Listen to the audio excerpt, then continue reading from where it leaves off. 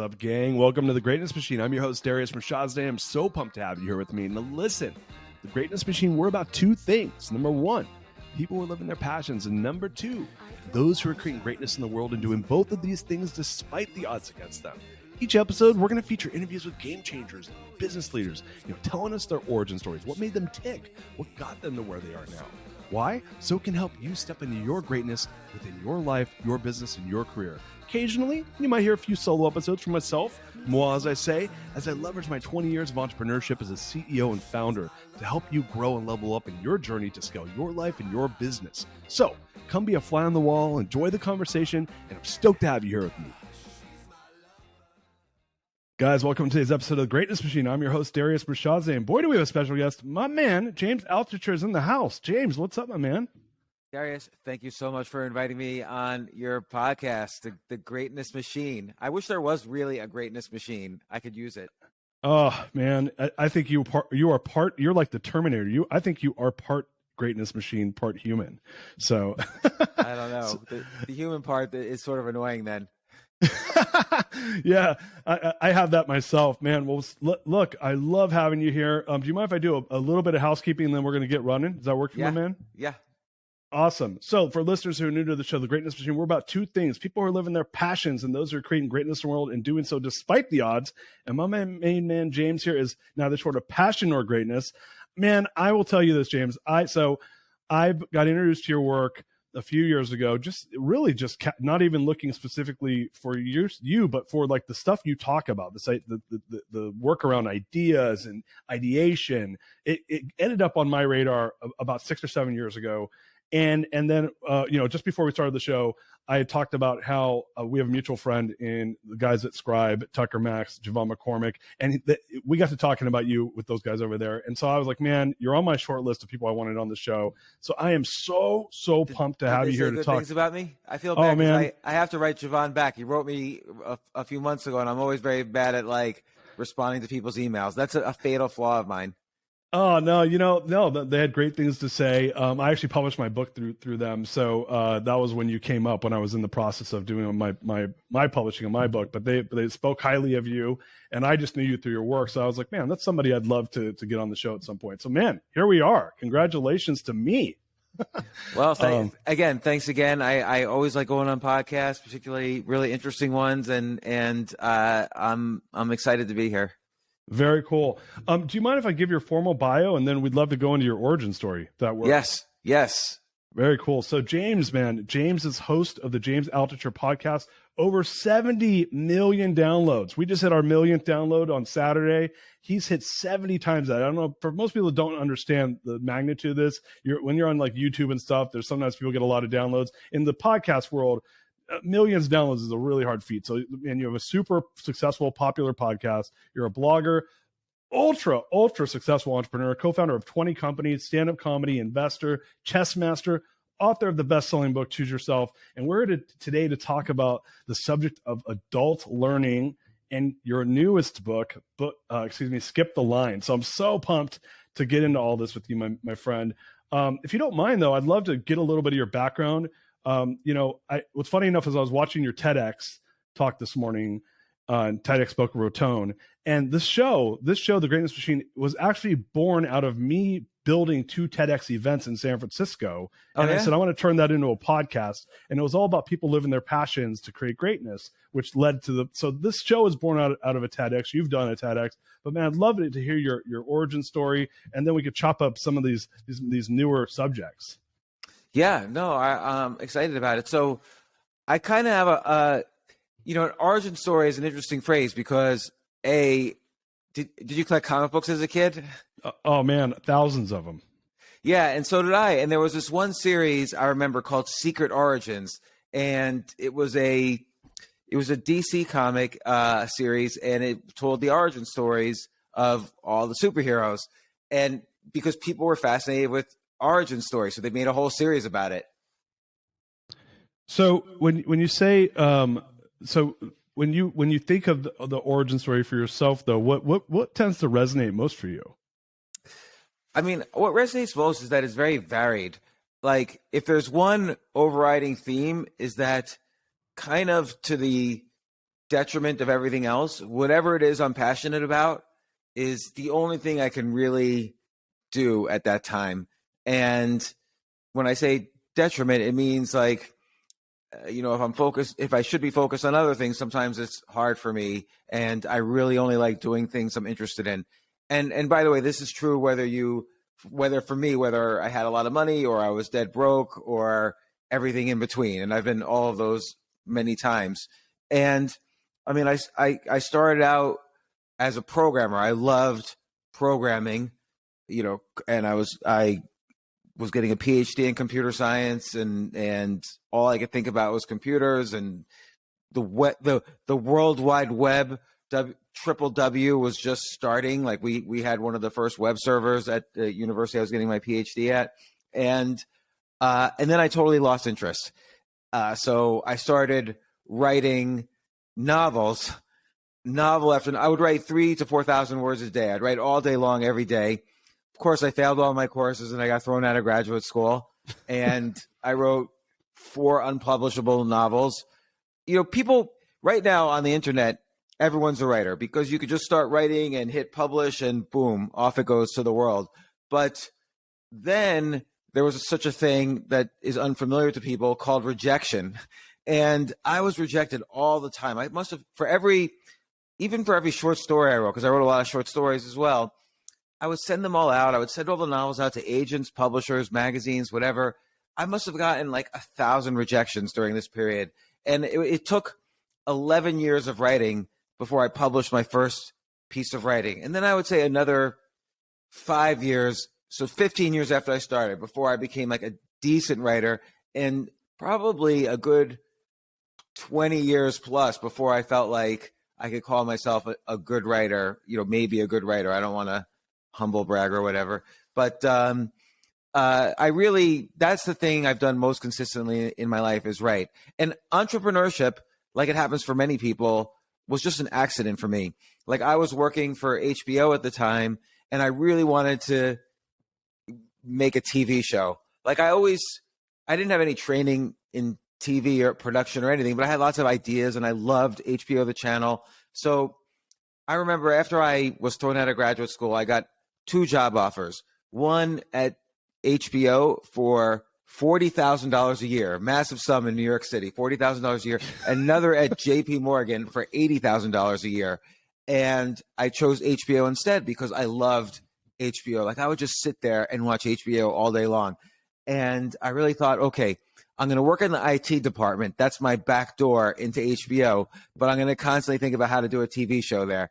But it kind of morphed into me convincing them to do a website. They didn't have it. Nobody had a website then. So HBO made HBO.com. I made it for them. And that kind of propelled me into the whole world of entrepreneurship. So, other companies started asking me to do their website. They like the look of the HBO website. So other entertainment companies wanted me to do their websites. So I ended up doing like hundreds of entertainment websites and building a business and selling it, even though I was totally not interested in business at all. Like I really just despised business. But I wanted to help my brother-in-law, who was in a failing CD-ROM business. For the young people who don't know what CD-ROMs were, we're dating ourselves right now. Yeah, I'm dating myself so much. I'm taking myself to the prom here. But the CD-ROMs were like, I don't even know how you would describe them. They're nothing. Don't worry about it. Just you don't even know what they are. They're like what you stored information on before you had an iPhone. I mean, yeah, but they were like physical things. It's like you had to put them in a machine to see what was on the disc, the CD-ROM disc, and that was your path to the information superhighway. Yeah, you could burn songs onto a CD-ROM. I mean, like, or burn games onto a CD-ROM. I was a burner myself, so I understand. Yeah, I mean, what my brother-in-law did was he would take record albums and put games on their CDs. He would treat the CD like a CD-ROM. So anyway, I showed him this new thing called the web. I was going to say the internet, but the internet was not new; just the web was. And I was able to then still work at HBO, but use my brother-in-law to help implement, the websites and go to sales meetings when I couldn't make it because I had a full-time job. I had a full-time job for 18 months after I started my first business. We had like 40 employees by the time I felt secure enough to quit. And so then from there, I sold the first company, and then something really horrible happened, which is I thought I knew a little bit about money because I had just made some money, but it turns out I knew nothing. And I became an investor inappropriately. I shouldn't have been one. This was back in 1999, 2000, 2001. And I went dead broke. I broke every rule of investing, and I just went horribly, horribly broke. And it was a horrible period because I had just bought a house and blah. Can I ask a quick question on that? What was your worst investment that you invested in then with that money? Like if you were to pick the all-time worst one.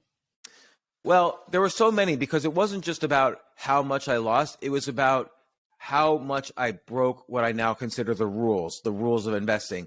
Like, for instance, there was a company called Go America, which I thought was really neat. They provided wireless internet services, particularly to deaf people. I don't know why this company fascinated me. And then they had an IPO. I went to the roadshow. I was really into it. And on IPO, I remember they went public at like 18, and the very first day they ended up at 17.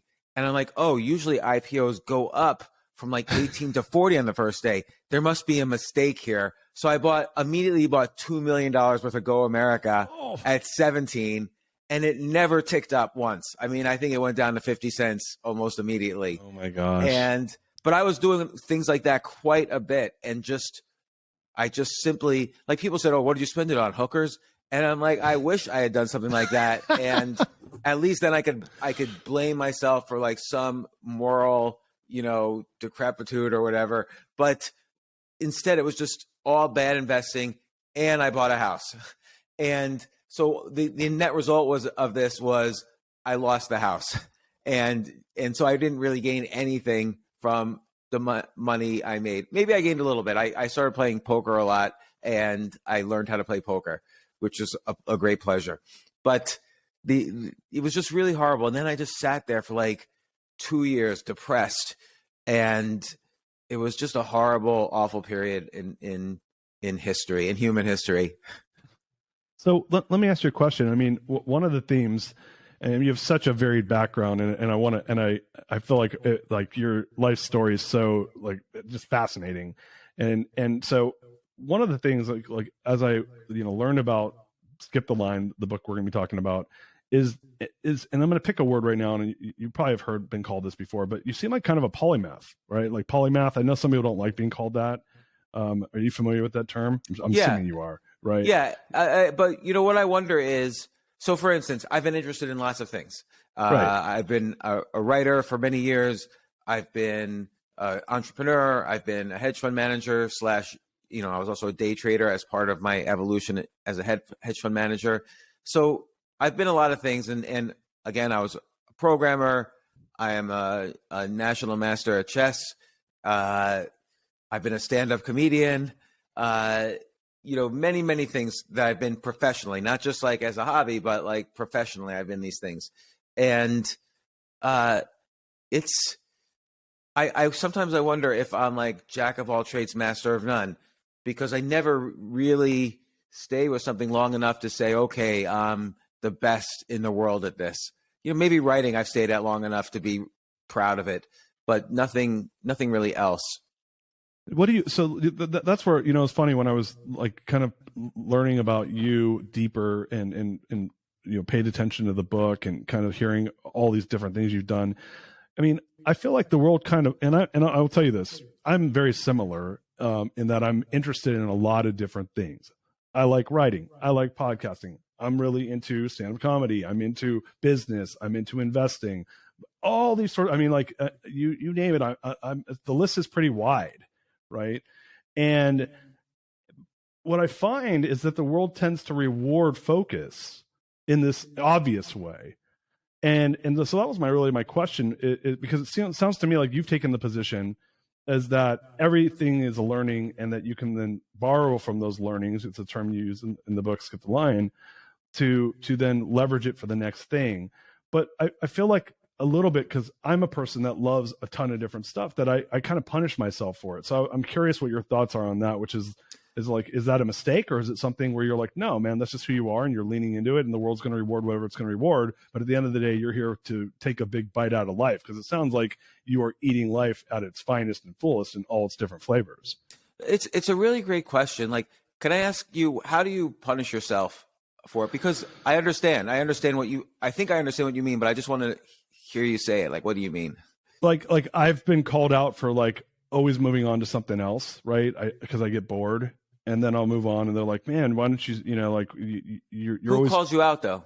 I think it's people that get frustrated by the fact that I'm always moving on to new stuff. So sometimes business partners have, where they don't like that I'm moving on to the next idea really quickly. And I've had to become disciplined, because I know it frustrates others when I'm working with other people. That's probably it. I mean, maybe, you know what? Great question. My answer is I punish myself. I go, man, why can't you just stick with one thing? Like it's something where I kind of beat myself up over it a little bit. Yeah, no, I totally get it. And it's painful. I would say you've got to do what you love doing, because what are you going to do? Spend 12% of your life doing something you hate doing? Like, why would you do that? That seems like a bad strategy for living life. I mean, ultimately, we're here to learn things, and you always learn things that best when you're passionate about something. Like, imagine if you hate learning French. Are you really going to be able to speak French fluently? No. But let's say you love learning math, and you're going to learn. You love how theorems work. I don't know, and you're just gonna learn how to, all these famous theorems, and you're gonna learn the history of mathematics and how it relates to all parts of society, and everything from like computer science to physics to biology to economics. You're just gonna be great at something. It's such a good feeling to be great at something, because then you can see the nuances of why, for instance, one person's good and another person's not so good. And you also can appreciate, like, oh, this computer scientist wrote this program this way, or this musician. Like, when I listen, I'm not an expert at music, for instance. So when I listen to, let's say, Mozart, I can say, oh yeah, I like that. That's nice. But like someone who's really into music, they understand, oh, he's playing with the structure of the sonata, and he did this little twist that other people of his day and age didn't do, because it wasn't a sonata then. But he was playing with the form and the structure, and that's beautiful the way he did that. Like, you get this meta appreciation for the things you love doing, and that's great. Like I love to give writing advice. So I have many friends who are in the process of writing books, and I love when they say, hey, can you take a look at this for me? Because when they say that to me, they know it means something. Like, they know I'm going to spend a lot of time, and we're going to have a couple of big Zoom calls about their book, line by line and structure by structure. Because I just love seeing how people think in writing. And I see most people don't do it that well. They do it okay, but they don't do it well. And this is really something that's really important to me. And learning these nuances is really important to me. Do you think that having, and I guess that gets to my point, I feel like the book Skip the Line really goes into this, and maybe I'm for me, what I find is what I heard you just say is, yeah, there's a beauty in understanding the intricacies and going deep in one subject, but if you're and that's where I struggle, and maybe I'm kind of thinking of this the wrong way, because I'll give you an example for myself. I love making pizzas. I mean, I literally make pizza. I saw that you make pepperoni pizzas. Your favorite. It's meditative for me. I have a new pizza that's my favorite, which is an red pizza anchovy with cherry tomatoes, and then I put stracciatella on it with fresh basil. Can I ask what stracciatella is? I don't eat cheese.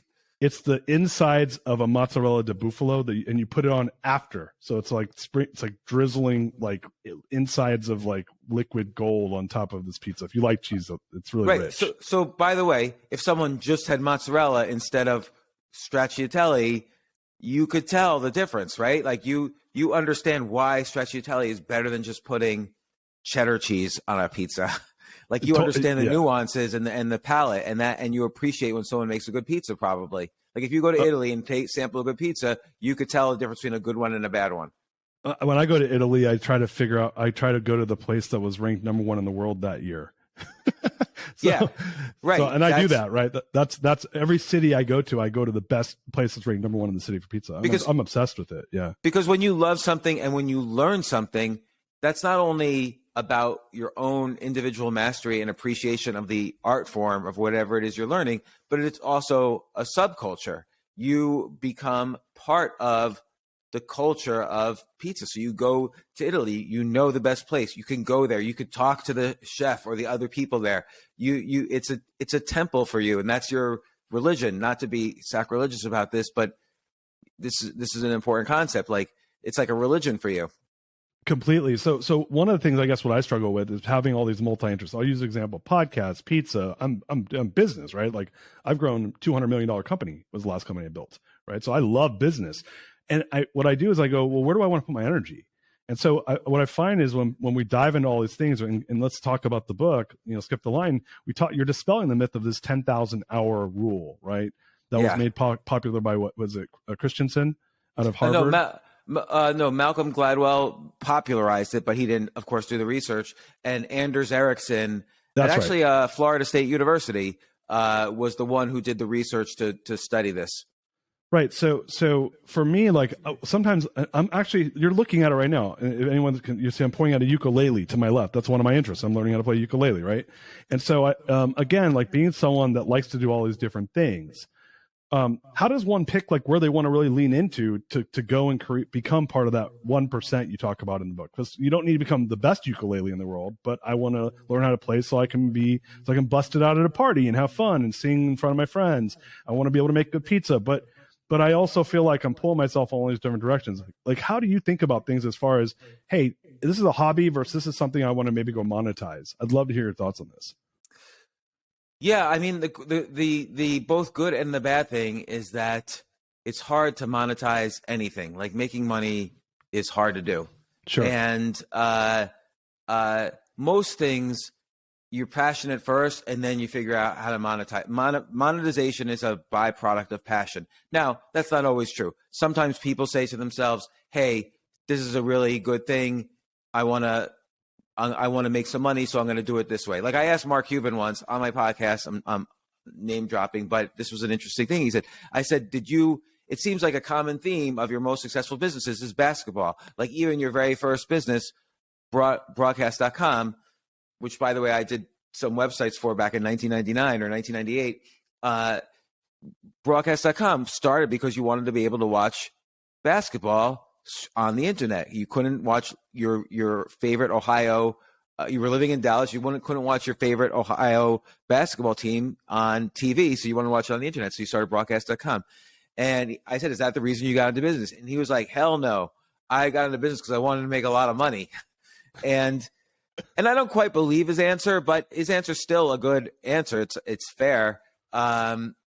So, I don't really know what, I don't think monetization is the first thought. I think the things that I've monetized in my life, for instance, the first thing I ever monetized was making websites for people. Well, when the web came out, I became obsessed with it. Like, and when I say came out, it's like 3 universities in America got servers, web servers, when Tim Berners-Lee first developed the web. It was MIT, Stanford, Carnegie Mellon. I was a grad student at Carnegie Mellon, and I just became obsessed with the web. It's almost like I took a break from writing 3,000 words a day because I was making, oh my gosh, this whole hypertext thing. This is a new art form. No one knew that it was going to be this commercial thing. I thought, oh, this is going to be a new way to write 3-dimensional books with images and text, and you could link to other, like you could have a story and some character in the story, and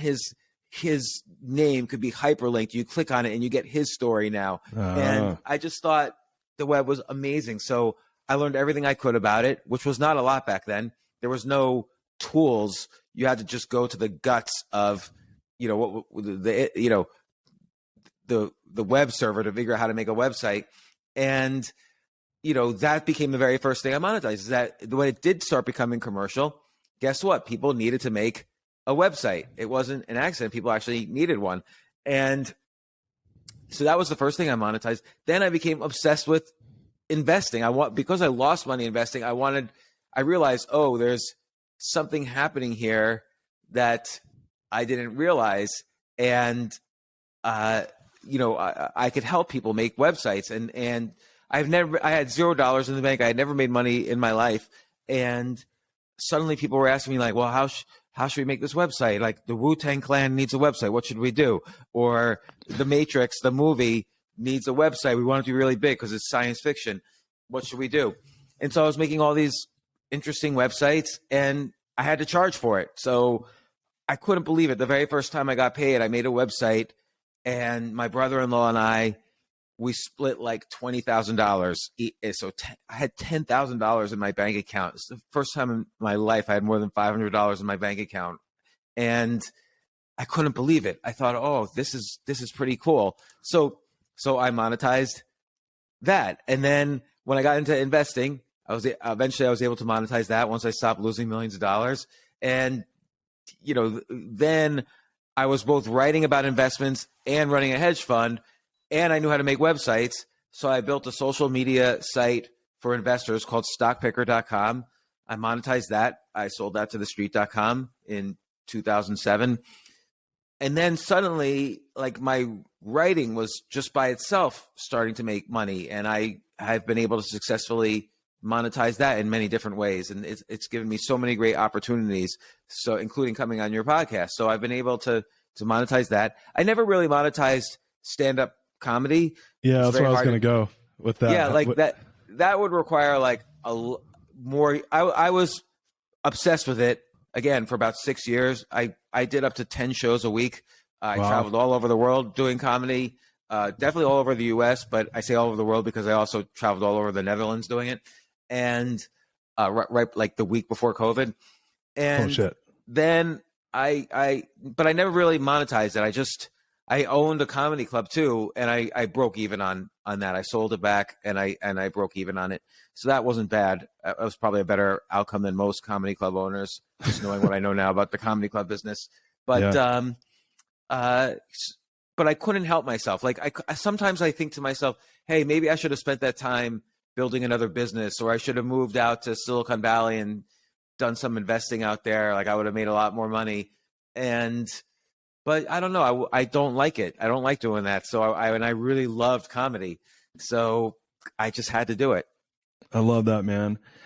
So I'd love to, dive into the book a little bit. And first of all, thank you for sharing that, because it gave, I think that my takeaway is like loving what you do matters most. And I think that, as you start to meet, at least in my experience, people that have bigger balance sheets, it's way less about like the next zero and way more about like sucking the fruits out of life. Right. And so, I mean, there was one point, like when I started doing comedy, there was one point I was having a difficult time financially. I was like in between deals and investments, and also the business that I had been running kind of was falling through a little bit, like not really working out. And I also had gotten a divorce, and I basically gave my wife all of my money. Like I had nothing left because I just assumed the business would keep on generating, and I wanted her to be okay. And she had some issues. She needed to be okay. And, so I was living in Airbnb. So I wasn't renting and I wasn't owning, but sometimes I would stay at friends' houses and stuff. And I was in my late 40s or 45 years old and doing this. And it wasn't like I was doing great at that moment. I mean, I had deals in place, so I knew in the future I would be great, but it was a hard time. But I couldn't stop doing comedy. People would say, why don't you just focus on your business? I couldn't help myself. And it Yeah. wasn't always pleasant financially. I just couldn't help myself. What so when you start thinking of and I guess we're really talking about this concept of adult learning, right? Like learning new things and leaning into them, and like leaning into your passions, right? Which is, I mean, if you think of the I mentioned it earlier on the show. This show was born, that event I did at TEDx was because I was so burnt on trying to make money, and I'm like, man, I just want to fucking do something that's interesting and meet cool people. And so I'm like, what's the opposite of trying me hustling to make $1? And for me, it was do a TEDx event, which is a community organized TED event. It cost me money. I didn't even make money. I lost money. Yeah. But it was very satisfying. So I get that there's a balance between the two. And I think that's really what I just heard you say is like, yeah, look, like you got to like pay the bills and not stress out about money. But at the same time, it's like, at what expense? And I know some people where it's like, hobby schmobby, show me the money. And that's all they care about is making money. A lot of my friends are like this. And I have a lot of friends that are like, yeah, I'm good. I just want to enjoy my life.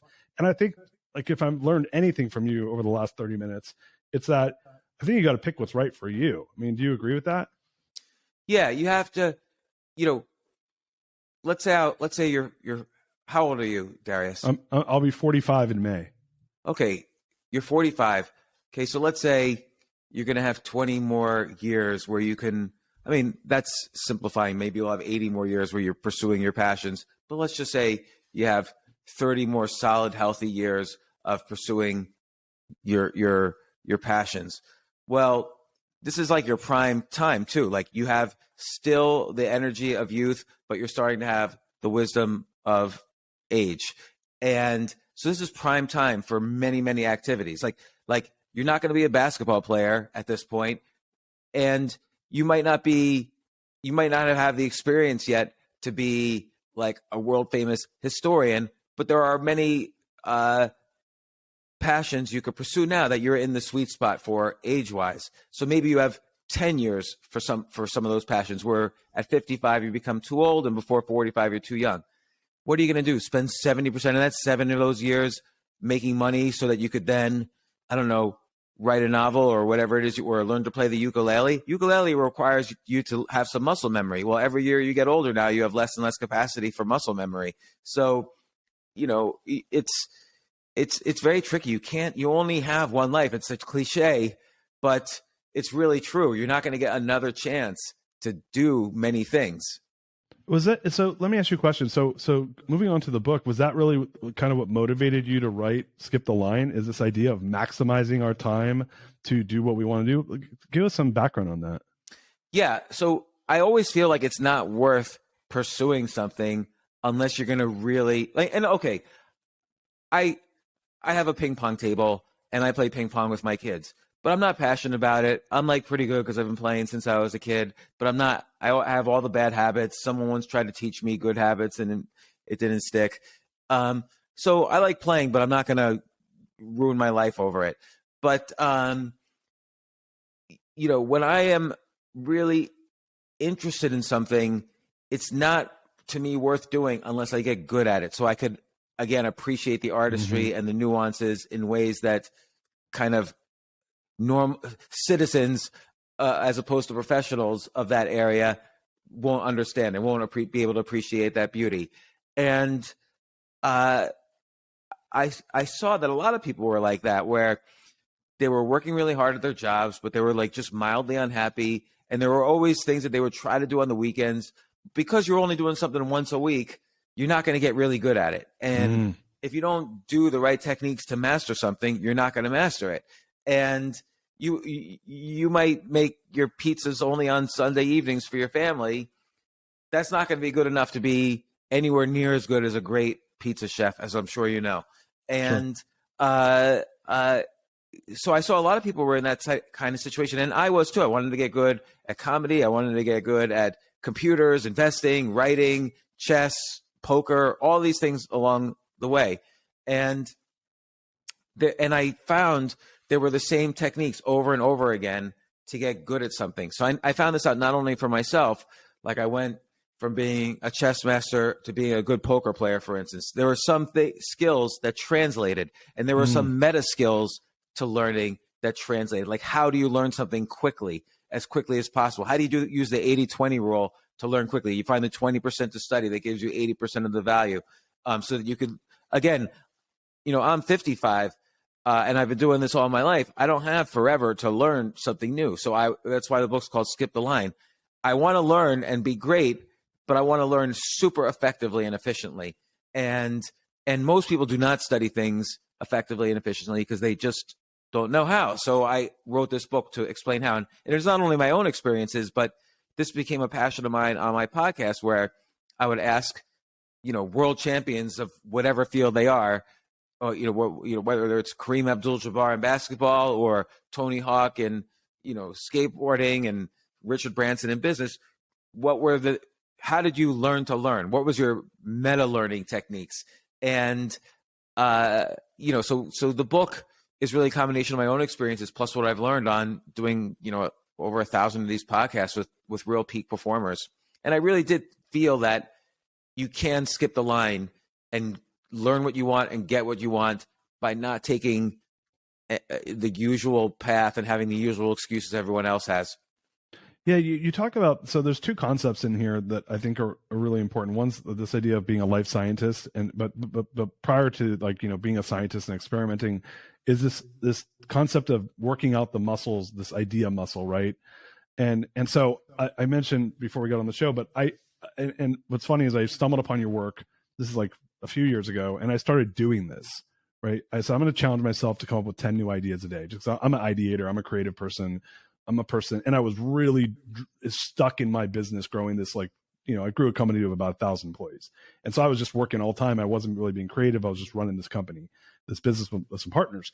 And so I was like, I just want to be creative. And so every night I had a 1-year-old. My 1-year-old's now going to be 10 in July. So it's 9 years ago, I guess I was doing this. And I was like, all right, I'm going to come up with 10 new ideas a day. And so every night I'd lay there until he fell asleep, because if I left the room, he'd start crying, and I would just it would take like an hour. So I'd get an hour a night to sit there and ideate, and I could come up with any idea, good, bad, or indifferent. And I would ideate and come up, and I did this for 140 days straight, and I ended up with 1,400 ideas. And then I give it to my assistant. I say, I need you to organize these. And then I got really, the thing I struggled with this was, I was like, well, how do I execute on this? So I got overwhelmed. So I'd love what was cool was to the point that you make in the book is it was a muscle. I got stronger at it. I got better at it. But how does one do this without getting overwhelmed or getting annoyed like I did? What are your thoughts on that? Sure. And let me just say, when the very first time I went broke after selling that company that made websites, so this is over 20 years ago, it's 1999, 2000. Again, I got really depressed. I was losing my house, really just losing everything, losing my self-esteem, my sense of self-worth, because money drives so much of us in society. And I got these waiter's pads just because I liked the format. You can fit it in your pocket. It looks kind of a little grungy, as opposed to these fancy notebooks. And I started all I could do all day was just walk. I had no job. I had no money. Nobody could sell my house. I lived right next door to the World Trade Center when 9/11 happened. So obviously 9/11 was bad for many reasons. So I can't say my reason was really bad, but obviously no one was buying my house at that point, even though I was going broke. I literally was broke and I couldn't afford it. And I started going to this cafe early in the morning and just writing 10 ideas a day down. And after a few months of doing this, or even after a few weeks, I started to feel excited again for the first time in a year or two. I was excited about doing something, about writing ideas down. It gave me it's almost like buying a lottery. Every idea is like a lottery ticket. This might be the idea I do and become happy again and successful and whatever, or have fun or whatever. So I would write all sorts of ideas for books, ideas for businesses, ideas for investment strategies, ideas for other people. This is what Darius should do, or these are 10 pizzas Darius should try to make.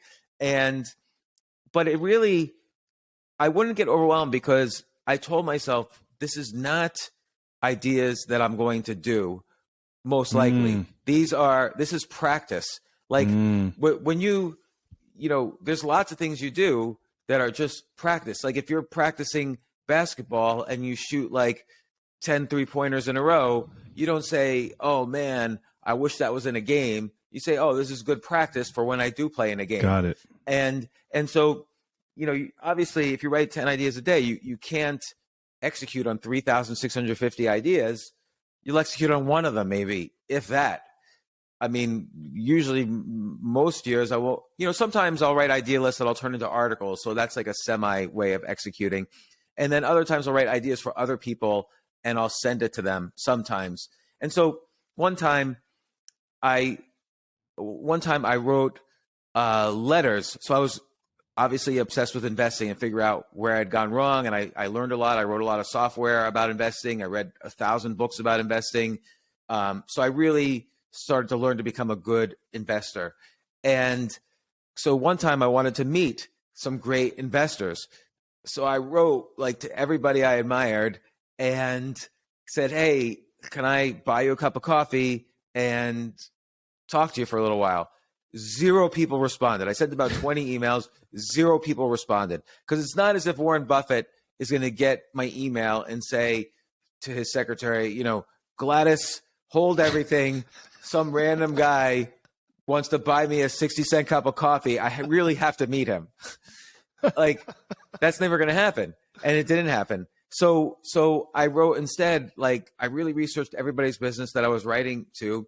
And I wrote 20 emails again, but this time with ideas, because I was getting pretty good at exercising my idea muscle by this point. Yeah. I wrote everybody 20 ideas about, oh, here's 10 articles you could write. Here's 10 investment strategies you should try. Here's 10 stocks that seem to fit your style, because of this, and this reason. And then people responded. And so one hedge fund manager responded and I got to know him and he ended up allocating money to me. And I started my own hedge fund because of that. And another guy, Jim Cramer, I had written, here's 10 articles you should write about investing. If you write this, I'll subscribe to, your website or whatever. And he wrote back right away and he said, these are great ideas. You should write them. And so I started writing for his website, which then got me, that was thestreet.com, but that got me appearances on his shows on CNBC, which also got me to be a columnist for many years, about 10 years on the Financial Times and the Wall Street Journal. And my first 3 or 4 books were about investing. And so writing these idea lists kind of inadvertently, because I got good at exercising this idea muscle, it gave me almost every opportunity I've had since then. And it lifted me out of my depression. The very first idea list I wrote, I never executed on it, but the first idea I had was that I wrote down like this in this format was an idea for a book called How to Beat Your Friends at Every Game in the Universe. Yeah. So the idea would be there's shortcuts if you want to win at Monopoly or Scrabble or checkers or even chess or hearts or bridge or whatever. And since I considered myself an expert at games, I loved all kinds of these classic games. Each list of 10 ideas were kind of bullet points, what you need to know to beat everyone at Scrabble, what you need to know to beat everyone at Monopoly. And if you just know, for instance, the 2-letter words, I know, yeah. There's 103 of them, you'll beat all your friends and family at Scrabble. If you know that you should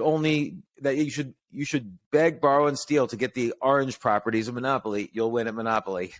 And there's all sorts of reasons for this, but I never wrote that book, but it was so much fun thinking about it. It kind of lifted me out of this multi-year depression I was in. Oh, I love that, man. Go St. James Place. I think is that an orange property? Yeah. St. James Place, New York and Tennessee. I New York love Avenue it. and Tennessee Avenue. Because, the most frequently visited square on the whole Monopoly board is jail. Because you could go to jail from the dice. You could go to jail if you land on the go to jail square. And 2 community chest cards tell you to go to jail. So since that's the most common square, and since 7 is the most common roll, that puts you right in the middle of the orange properties. Got it. So I've been dying to talk to you about this. I'm going to go off the book for 1 second, then we're going to come right back. So I ran across your article, your blog on idea sex, and I got to tell you, it is when I bring this up. So me and my business partner, we had idea sex every single day. First of all, I brought it to him, and I'm like, "Hey, does your wife know?" No, yeah, my wife is cool about it. My wife's very open minded. She's polyamorous when it comes to ideas. Okay, so good. so yeah. I come up to him. I'm like, dude, I just read this really cool article by this guy James Altucher around idea sex. I'm like, man, we have idea sex all day. We just sit in the office and ideate like crazy. And we would come. I mean, literally, I'd sit in there for 4 hours a day. And we built this company from like startup, I kid you not, to 1,000 employees in 3 years. Okay, Wow. And a lot of the value was because of us ideating and coming up with stuff and ripping it apart. And it was probably one of the best 7 years of my life in professionally. And so it was a term I just started using casually to almost everyone. I'm like, well, you just need to have idea sex. And we started talking about having idea menage a trois, like all these, we really went wild with it. So I'm on, have you ever heard Brad Lee Dropping Bombs podcast? No. Okay, so he's got a pretty popular podcast called Dropping Bombs. He's out of Vegas. His name's Brad Lee, Lea. And so I'm on his show, and he's got a really cool studio. And I bring it up, and he got he did not like he was like, I don't have idea sex with any other guy, And it was a super awkward moment on the show. And I found that some people get really awkward when I bring up the term idea sex, like the word sex and idea, like they can't get past the fact that I'm saying sex. Yeah, I think that's their issue completely. Like sex, of course, means something different when you say idea sex. It means combining two ideas to make a better idea. Like if I like, let's say I like sushi and I like pizza. Idea sex might be, let's put tuna tartare on a pizza. And, sometimes you can go to sushi places and get a sushi pizza. And that's like an example of idea sex. Oh man, I had to share that story with you because it is a thing where I bring it up and it's funny, to your point. It's not I'm kind of a provocative person a little bit anyway, and so me saying it to people, it's not shocking that I would say something like that. But I was just wondering if you've had the same response, because man, people get so weird when I say it. I'm like, dude, it's obviously I'm talking about two ideas coming together, but they can't get past that. But anyway, I had to share that with you. Everybody always has a reaction, but I think that's why the phrase is good, is that it gets that reaction. And, like when I created this company Stock Picker, it was really a combination of my interest in stocks, in programming and the web. I made websites for many years for a living, and writing, because I wanted to make a social media site about finance. I was interested in all these things, but I really hated newspapers. Like I feel newspapers do a really poor job of telling you the news. So there was no news on the site. It was just a very useful site for investors. And it was like my dream site for investing. And that was really a product of idea sex. Would you say that's one of your best idea sexes, or do you have an all-time favorite outside of that? No, I have lots of favorites. So I would say it's not even close to my favorite.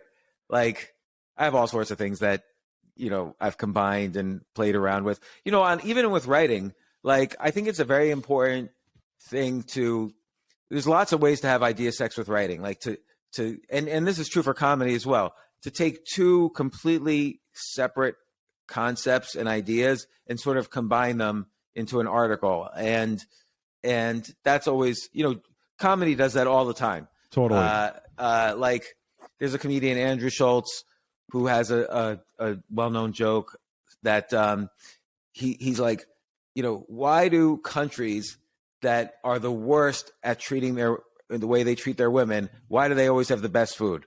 Like no one ever says, hey, let's go out for some Canadian tonight.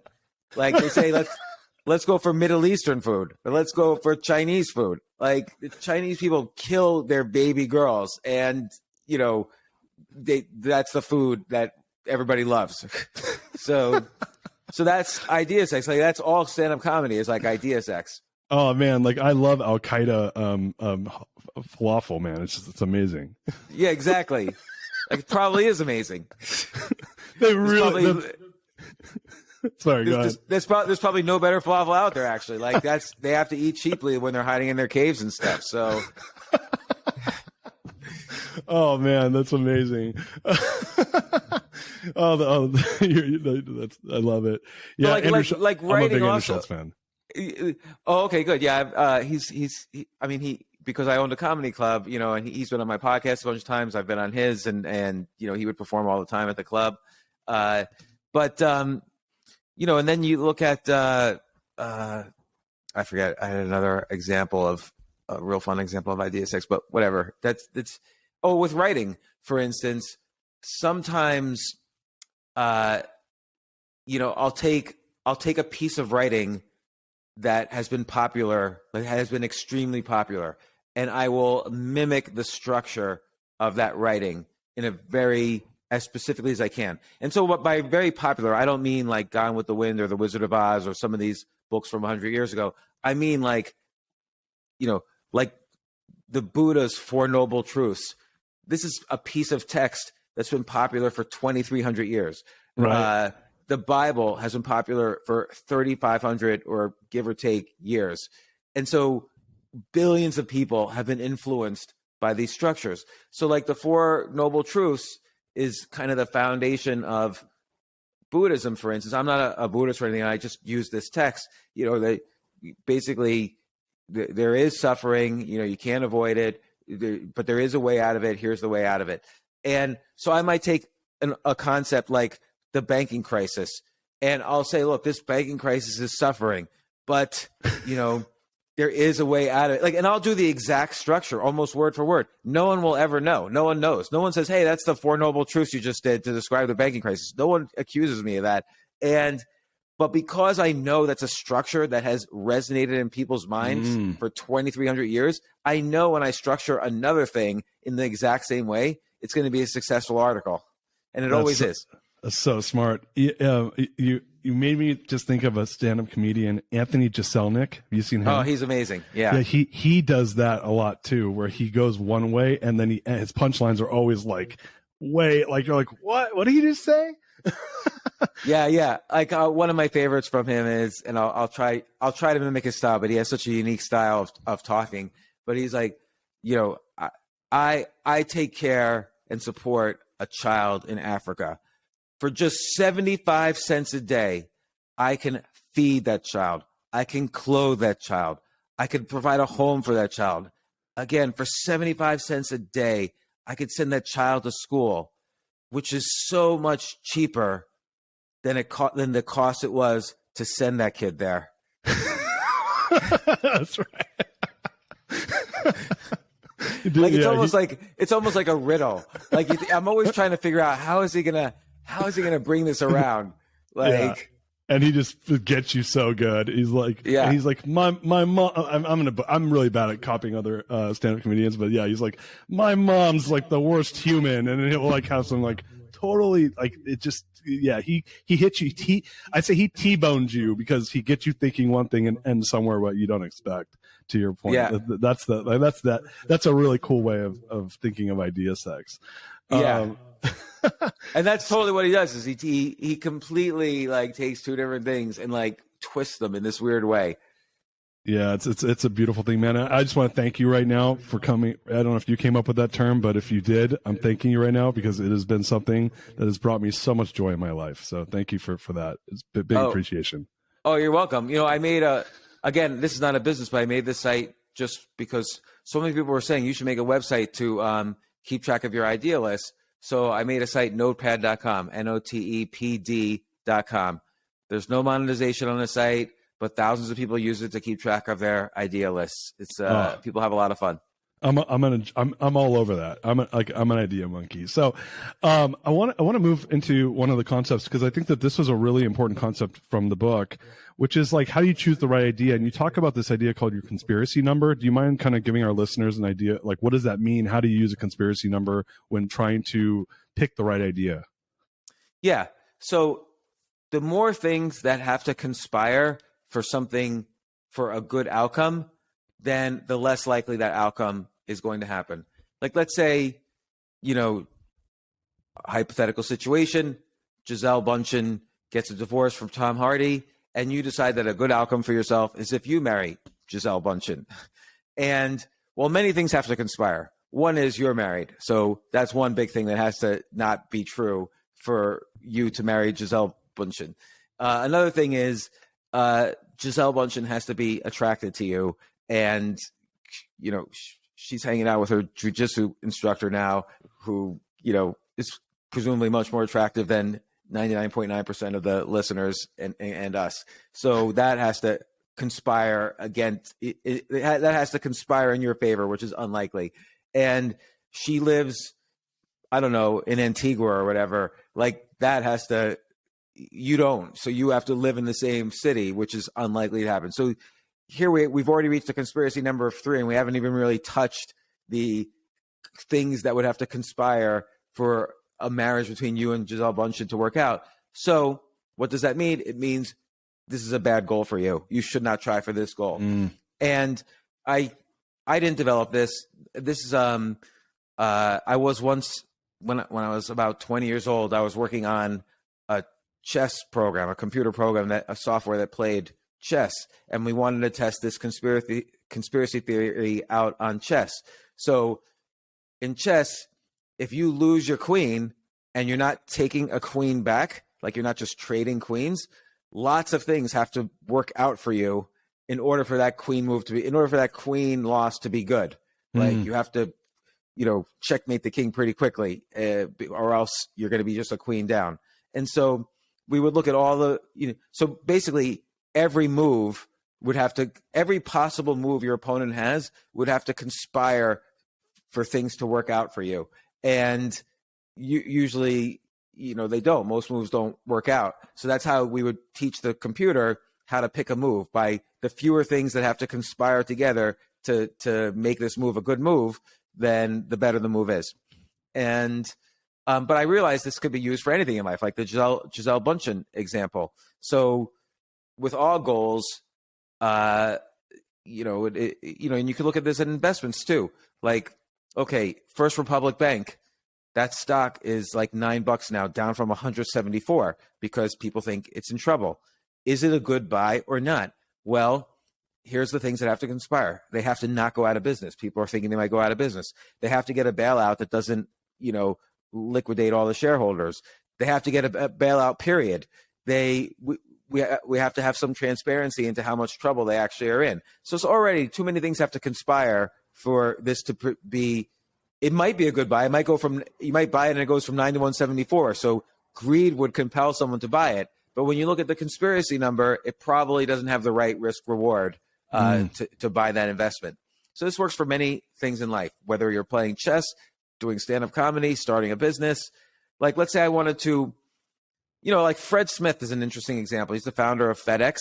A lot of things had to conspire for that idea to work. Like, he had to basically get a bunch of planes he had no business experience, and he had to basically buy a bunch of planes and convince people to send packages through his planes rather than the post office. So I don't really know the story of FedEx, but presumably he solved the things that were conspiring against him. And probably did it cheaply. Like maybe he didn't use planes at first. I don't know. Maybe he used one plane and just took 2 locations. So there's ways you could eliminate risk by reducing the number of things that have to conspire to make your idea work. Yeah, I love that, man. Elon Musk is a good example of that, right? I mean, you look at the odds of, especially if you think of like, there was that one documentary, like what killed the electric car. Oh, I'm gonna buy Tesla, this company that's failing, essentially. Or I think he was, he bought it after it had already not done well, and then he was a visionary in right place, right time, and threw a ton of money at it and took a ton of risk, and multiple things conspired in his favor that shouldn't have, and now he's one of the second wealthiest guy on the planet. At one point was the wealthiest guy on the planet. I think a lot of times people use those high, is that a higher, that's a high conspiracy number, right? If it's a low likelihood event, is that correct? Yeah. Right. So I think a lot of entrepreneurs and people use these high conspiracy, low likelihood events, and then they go, oh, I'm going to go do that. And I feel like you're setting yourself up for failure. Whereas, and there's a saying, which you probably have heard before, which is that success has many fathers and failure is an orphan. So my feelings are like, unless you're really dying to achieve something, it's like the odds are that Elon Musk should be broke right now. Not like literally at zero, right? Not the wealthiest guy on the planet. But here's the flip side. So if something has a higher conspiracy number, you can take action to reduce the things that conspire against you. So I'll tell you the classic example is Richard Branson starting Virgin Airlines. So Richard Branson was, some plane got canceled from Puerto Rico to Jamaica, something like that, 2 islands. And he was going to meet a girl on the other island. So he really wanted to make this plane. So what he did was he asked everyone who was going to be on the canceled plane, hey, if we all put our money together, we can get a private plane just to take us to Jamaica or wherever he was going. And that gave him the idea, I could maybe start an airline. He was 27 years old and he was a music magazine publisher. So people were telling him, how are you going to get a plane? How are you going to get permission to land in, the British airport? I forgot what it's called, and JFK airport. Like, how are you going to get the British government degree? There's all these regulations. How are you going to hire people? You're good at hiring music people, but not like pilots.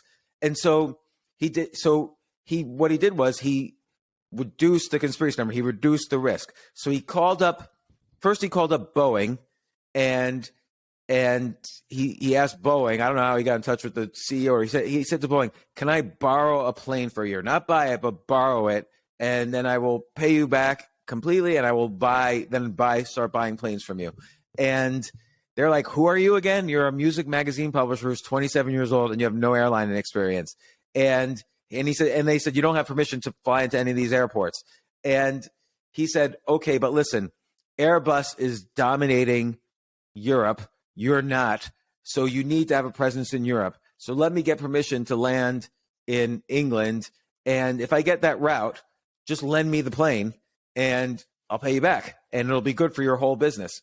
So, okay, they said yes. Then he went to the, British government and said, look, you're getting criticized because British Airways is a monopoly and you need to have you need to have competition. You need to have more than one airline. And so they said, okay, well, if you can get a plane, you can start an airline. We'll give you permission. And so he figured out a way to reduce all the risks. And then he had one flight, per day going from like New York to London and back. And he had an airline and he built up from that. So I have a friend that calls he calls that a safe test. He's like, what's your safe test? What's the minimum thing you can do to test your idea out to see if it has legs? And what's where you can then go and put more effort into it? What have you heard that term before? Or what are your thoughts on? I haven't, but that's like the minimal viable product, things like that. So and also that is this concept of reducing the conspiracy number. So like I try to mathematically almost with this conspiracy number idea figure out how to eliminate the risk. So in the book you're really talking about what ways to do this, and would you mind to kind of just give us like a quick soundbite on like what if I'm trying to reduce risk? Obviously, there's this idea of doing a safe test. Using Branson would be an example of, hey, I'm going to go and ask for permission to borrow a plane. So therefore, I'm not buying the plane, and then I get turned down. I ask to borrow it, then I go to the government and get them to approve me, and then once I got the two sides agreed, then I can go and run a test, right, and see if I can get to work. Like, is there like when people are doing this, what am I doing? Writing down all the risks and seeing which one of these I think I can eliminate and building a plan around it. Give me a quick thought on that. I think one good way to eliminate risks is to do an idea manually rather than writing the software for it. So like I don't know exactly how Airbnb started, but let's just pretend I would find 2 or 3 of my friends who are going on vacation, and I would say, hey, for money, can I rent your place out for here and there for a few days each time or one night each time to people I find on the internet? And let's say they had some friends who said yes.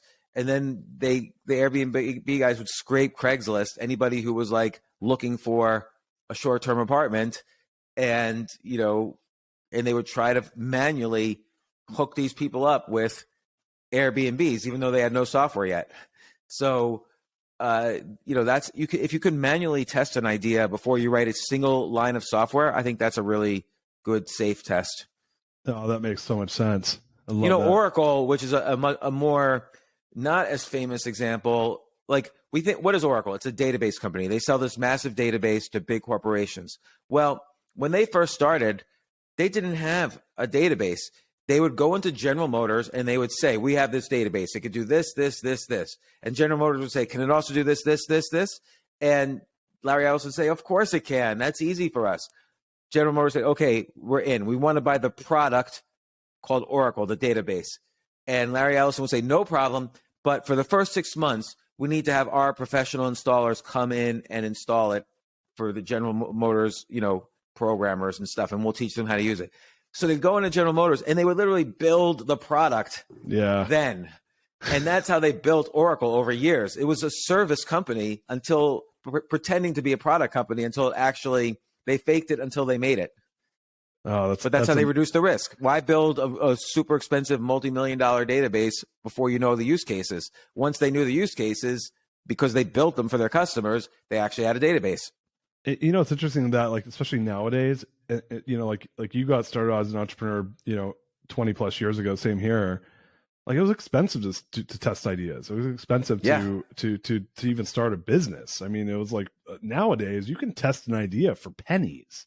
You can test really cheaply because you could build websites, on Fiverr really cheaply. You could even sophisticated websites. Like, you'll see if you go to the Notepad, this site I made for keeping track of your ideas, it has essentially all the functionality of Twitter, plus has some AI stuff in there. It has like the idealist stuff, and we built it for almost $0. And wow, the website's great. Like, no one complains about it. People love it. And but you could do that for anything. Like, you're not, when I was going into stand-up comedy, everyone said, what do you think you're doing? You're not gonna be a famous stand-up comedian. Okay, maybe they're right, maybe they're wrong. But how did I reduce risk? Well, I went up on stage as much as I could, whether it was open mics or, where I knew the comedy club owners, or I took advantage of, can I do my podcast on stage? And then I would do comedy instead. And I just gradually became known as a comedian in the New York City area. And then I found someone who was a famous comedian that I could tour with. And so we went all over the place. And I had 20 or so comedians on my podcast telling me how to be a great comedian. So I did things to reduce the risk. I have this idea in Skip the Line, in the book Skip the Line, called plus minus equals. And this was told to me by Frank Shamrock, who was basically the mixed martial arts, the MMA champion, like all through the 90s and early 00s. And he had to learn every single martial art. And so he told me he did this plus minus equals concept where he would, if he needed to learn a new martial art super quickly, he would find a plus, like someone to teach him, like a master to teach him. He would find equals, other people at his level who were, trying to be great, and they would compare notes and they would compete with each other. And then he'd find a minus, people he could teach, because you don't truly understand something unless you could explain it simply. So it really helps you understand the nuances and ideas if you could teach others too. So I use that concept, plus minus equals, in everything I do. So, which is why I love helping people, get to be better writers, or I love helping, a lot of people are into chess now since the pandemic because of the TV show The Queen's Gambit. So I take chess lessons from a super grandmaster. I have a lot of equals, and we compare notes about how to learn and what our problems are. And I give lessons often to entrepreneurs, so it helps me too. I love that, man, so much. And I'm it's funny is I did a lot of research on the book, and it's now number one on my list to read it. I'm super excited to read your book. I have a minus question for you now, that since we're on the subject, and I do want to be respectful of your time. So I want to try to get you out of here in a reasonable amount of time here. So my minus question is, you being someone that has 70 million downloads, 2 of the most popular podcasts out there, me being someone that's aspiring to build a badass podcast with 70 million downloads, what would be your advice for someone like myself that's trying to build a podcast with a much bigger download than where I'm at right now? Yeah, it's a great question, which there's no easy answer. There's 2 million podcasts out there. And plus TikTok. So there's a lot of demand for people's attention right now. I mean, or there's a lot of supply. Sure. Of like TikTok.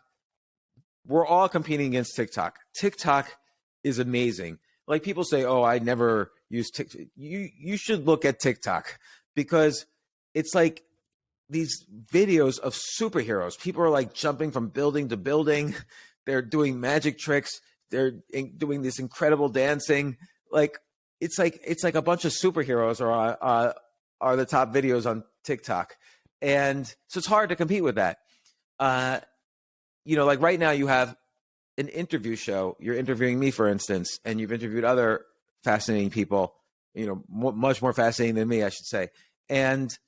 But maybe experiment with format, and you can still do your interviews, but try other format ideas. Like, this is right now everybody's obsessed with the banking crisis, and you're doing a business related podcast. Have an episode where you break down what's happening in the banking crisis, so listeners can understand in a layman's way and give your opinion on it. Or during the next election, maybe have every once a week talk about the gambling odds of each candidate and who you're betting on and why, and like you're actively trade some of these candidates. There's like predictit.org, there's betting sites for candidates, so it's a site ostensibly about the election, but it's also about gambling. And so you look at election analysis from an interesting viewpoint, and like you could discuss which candidates' strategies are increasing their odds and so on. And I'm just thinking out loud, but like I have a little mini series called Side Hustle Fridays, where I'll break down, even though I have an interview podcast, every couple of Fridays, I'll break down a new side hustle someone could easily do, where I've interviewed somebody who's made like $1 million doing that side hustle, and they break it down exactly, how to do it just like them. And so play with format a little bit. Like, have you seen these YouTube videos or TikTok videos where people just do man on the street stuff? They go up to some girl and say, "Hey, how do you make a living?" And they say, "Oh, I'm a lingerie model." And they say, "That's what's up." And then they go on to the next person. Like, those are addictive, those videos. So he played around with format, and that's where he got. Yeah, that's interesting. One of the guys is like, "Hey, like, how'd you make your money to buy the car you drive?" And he just walks up to people that drive like, McLarens and shit. So that's interesting. Which, by the way, that resonates in people's imagination, because that's the beginning of the movie The Wolf of Wall Street too. Jonah Hill asked Leonardo DiCaprio, "What do you do for a living to drive that car?" And so it's interesting, because that's a theme that resonates. That's funny. That's interesting, because to your point, that's what you're kind of getting inside people's heads. But I love that idea of playing with format. We do solos on Fridays, which is me just kind of giving my life learnings. But to your point, like, I'm an inquisitive person, like, and I actually understand what happened with Silicon Valley Bank, because I have a banking background, right? I hadn't even thought about that. I'm like, I can tell you what happened. I can tell you what mark to market means, because a lot of people don't even understand what that means, right? Or how a bank's capital works, and that's a great idea. I hadn't thought about that, so I appreciate that very much. And then here's another thing too: find your equals, okay, and offer to do a swap. You put one of their episodes, like you take a day off and you put one of their episodes on your podcast. You do the intro and say, "Listen, my good friend so and so has a great podcast that you should listen to. I'm going to put one of her episodes on, so you can listen to it, and then stay tuned for me on the next episode." And then she could do it for you as well, and do these podcast swaps. Like Jordan Harbinger, he had a podcast called The Art of Charm, but he had falling out with his partners, and so he had to start a new podcast from scratch, The Jordan Harbinger Show. And he did this. He hit the pavement running. Like, he was asking everybody, "Can I do this swap? Can I do a promo? I'll read ads on my podcast. You read ads on your podcast for each other's podcast." And he is now got a huge podcast. It's like millions of downloads a month. Like, it's much bigger than mine. He started from scratch. Yeah. We interviewed him on the show, and he had mentioned that he had went on a lot of shows. I didn't know that he was swapping episodes. I know that he's actually done. We've put promos of his show on our show before. He advertising on the show. He's so aggressive with that. He's great. He really studying examples like that is good. Like when Tim Ferriss started his podcast, this was in 2014. I had been doing a podcast for about maybe 6 months at this point.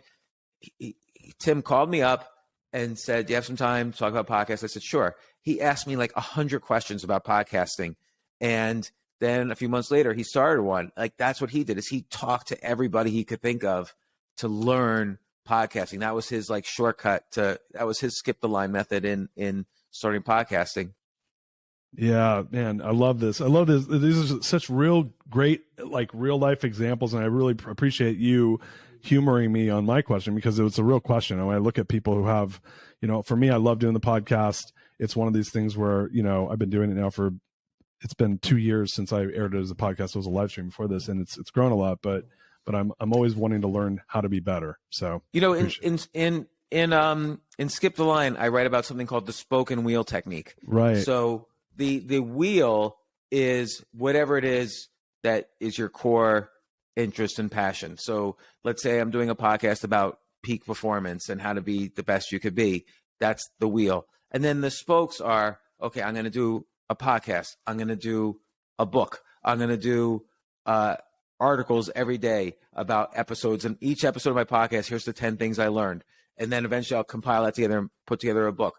I'll do clips on YouTube. I'll give a TEDx talk about the concepts behind my podcast. I'll make a YouTube channel version of my podcast and so on. So there's, for any piece of content, don't just be a podcaster, you're really about the content. So use all the spokes you can. Yeah, and I love that, man. I felt like I ran out of time. I wanted to ask you about the spoken wheel, but you're giving such great gems here with perfect examples using my show, which is great for me to understand how you think about things. Like one time, here it is. Hold on. So one time, Scribd, which is like, they don't like being described so, but they're like a Netflix for books. You can subscribe for like $10 a month. I'm a huge Scribd fan. Yeah, me too. And I was the first nonfiction Scribd original. So I did a book just for Scribd. They said, "Do you have any books you can write for us and exclusively for us?" And it's like, don't put it on Amazon or whatever, at least for the first 6 months. And so I basically wrote this book, Think Like a Billionaire. And what I did was I took a dozen or so interviews I had with billionaires.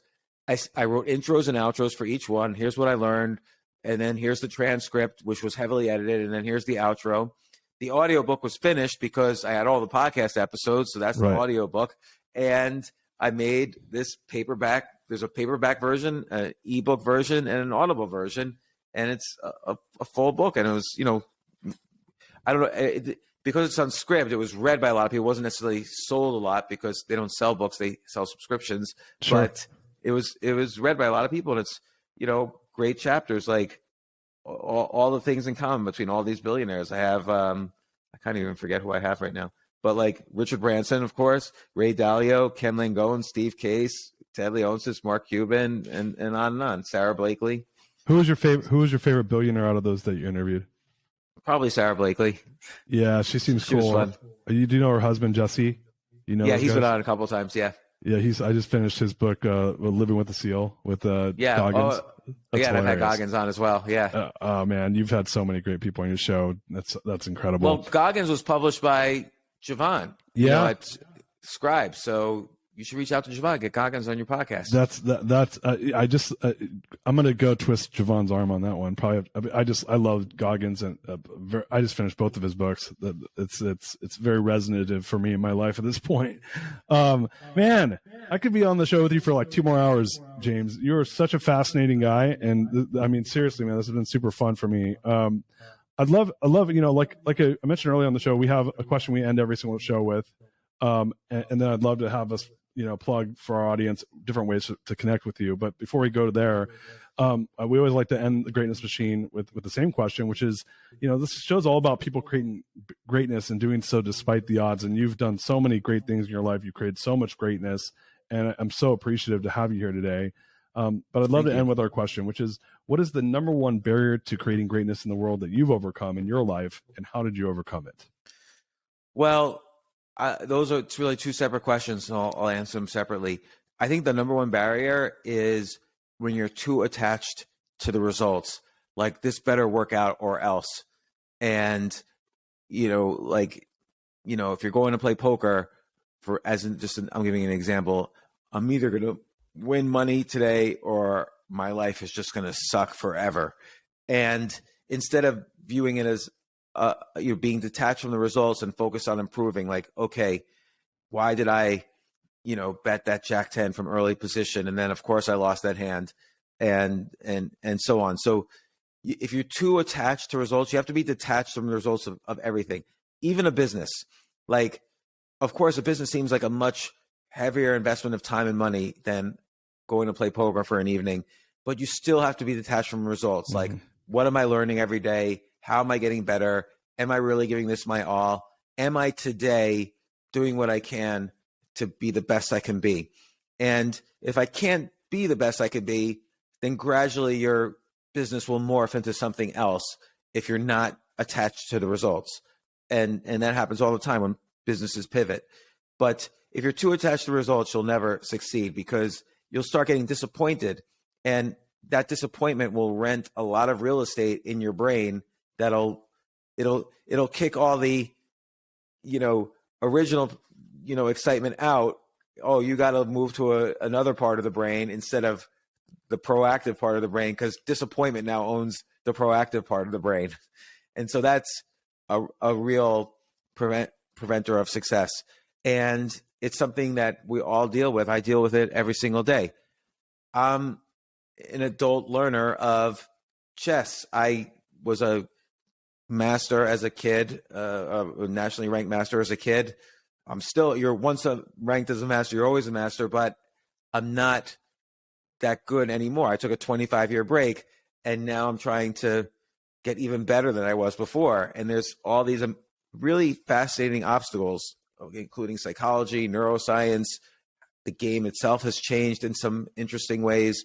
And if I were to say, oh my gosh, last night I lost a game in a tournament, I'm such an idiot, that would just ruin my as long as I think like that, it would ruin my chances for improvement. I have to say, okay, I lost this game. It was this particular opening. What mistakes did I made? Where's my plus? I got to go over this with my coach. I got to go over this with my friends. I got to take the lessons I learned and teach it to my students. And then the next tournament, I got to really try to remember what I'm learning and play correctly. And if I get too attached to the results, I'll just be like, oh, I'm an idiot. I got to stop playing. Oh, I love it, man. Such pearls of wisdom. I mean, bro, you are such a badass. I'm so this has been literally one of my favorite podcasts I've ever done, and it's been such a pleasure having you here today. Seriously. Well, it's an honor. I really it's an honor for you. I don't really go on a lot of podcasts, and no, I'm just kidding. It's an honor for me to be on. I really appreciate it, and you ask really good questions, and I really love talking about all this stuff. I wish more people asked me to go on Actually, people ask me to go on podcasts. I have a hard time reading my email because I'm so passionate about getting better at chess right now. That's like all I do. No, understandable. Much unhappiness of my wife, because she'd rather be out there building another business, I think. So well, she knows who she married, man. So you're a man of many interests. Yeah. No, my team, we're relentless. So we probably hit you a bunch of times before we got you on. So it's good. I'm glad to have you, but I'd love for you to, any ways what are the best ways for people to connect with you? Obviously they can go get the book. Where can they get the book? Where can they, find out more about James? You get Skip the Line anywhere, bookstores presumably, or on Amazon, or at HarperCollins is the publisher, or also my book Choose Yourself is one of my favorite books that I've written. And you can check out, again, it's not a business. I'm not trying to market this or anything, but notepad.com, notepd.com. You can sign up for free and keep track of your idea list and see other people's idea lists, which is really fascinating. And you can also get AI to help you come up with your idea list. So it's fun. Very cool. So we'll make sure we put those in the show notes. Like I said, oh man, so much gratitude here from me having you here on the show today, my friend. Listeners, go check out Notepad, Choose Yourself. The book Skip the Line, as well as James has an amazing podcast with so many amazing guests. I can't wait to listen to more of your episodes. And with that said, so much gratitude here, James. Thank you so much for coming on the show today, my friend. Thank you, and good luck with the ukulele. And if we're ever in the same town together, you got to make me a pizza, no cheese, red sauce, tuna fish, and pineapples. If you approve. Maybe it's not, maybe that disgusts you, but I'm really curious. I'm all over that. I will hit you up. So you're in Atlanta, and where else are you? Is it Atlanta? All right. If you're in Austin's the best place for me to make you pizza. That's for sure. So if you're in Austin, let me know and you can come. All right. I go to Austin occasionally. Last time I was there, I visited our mutual friend, Javon. Awesome, man. Well, I'm looking forward to it. With that said, everybody, peace out. We love you.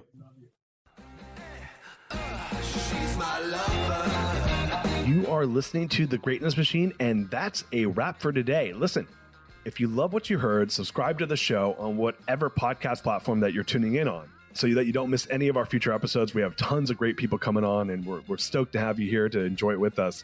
Leave us a review. Tell us what you love most about this particular episode. We love getting the reviews. We love to see what you guys love most. And if this particular episode, made you think of someone who's leveling up in their business and in their life, print screen, share it with them. Leaders are the best givers. And after all, we're all here to support and grow with each other. And in case you want to see some of the fun behind the scenes shots or some of the things that we're doing, I'm actually writing about this in my weekly newsletter. Go to www.therealdarius.com and subscribe to my newsletter. We're talking about fun things like business and life and mindfulness and cryptocurrencies and gosh, I don't even know, everything and anything, but it's tons of fun stuff I write about. I try to get it out on a weekly basis. You can subscribe at www.therealdarius.com. And with that said, look, thank you guys so much. I appreciate you. I love you. Peace. We're out of here. See you guys on the next one. She's my lover.